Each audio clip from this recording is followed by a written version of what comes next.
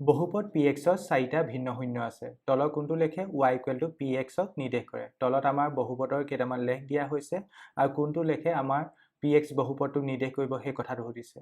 এটা বহুপদৰ লেখডালে x অক্ষত যিমানটা বিন্দুত কটাকটি কৰিব বহুপদটো সিমানটা ভিন্ন শূন্য থাকিব। এতিয়া আমাক কোৱা হৈছে px বহুপদটোৰ 4টা শূন্য আছে। px বহুপদটো কেইটা শূন্য আছে? 4টা শূন্য আছে। তেন্তে আমি লেখবোৰে x অক্ষত কিমানটা বিন্দুত কটাকটি কৰিছে সেইবোৰ আমি একাদিক্ৰমে চাই যাব লাগিব। প্ৰথম লেখডাল চাওঁ আহাচোন। প্ৰথম লেখডালে x অক্ষত কেইটা বিন্দুত কটাকটি কৰিছে? এটা, দুটা, তিনটা।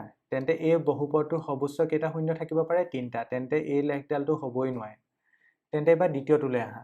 একেদৰে তুমি এতিয়া পৰীক্ষা কৰা কেইটা আছে, কেইটা বিন্দুত কাটিছে? এটা বিন্দু, এইটো দুটা বিন্দু, এইটো তিনটা বিন্দু, এইটো 4টা বিন্দু, এইটো 5টা বিন্দু। তেন্তে এই লেখডালে x অক্ষত 5টা বিন্দুত কটাকটি কৰিছে।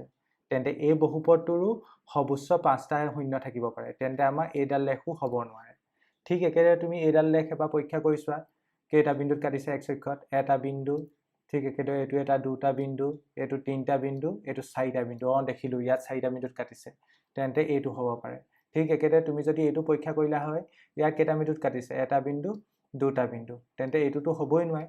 তেন্তে আমাৰ কাৰণে কোনটো লেখ হ'ব? এই লেখটো হ'ব। কাৰণ এই লেখডালে x অক্ষত আমাৰ 4টা বিন্দুত কাটিছে আৰু আমাৰ ইয়াত কুৱেশ্যনতো দিয়া হৈছিলে বহুপদ px বহুপদটো 4টা ভিন্ন শূন্য আছে। তেন্তে px বহুপদটো কোনডাল লেখে নিৰ্দেশ কৰিব? এই লেখডালে নিৰ্দেশ কৰিব।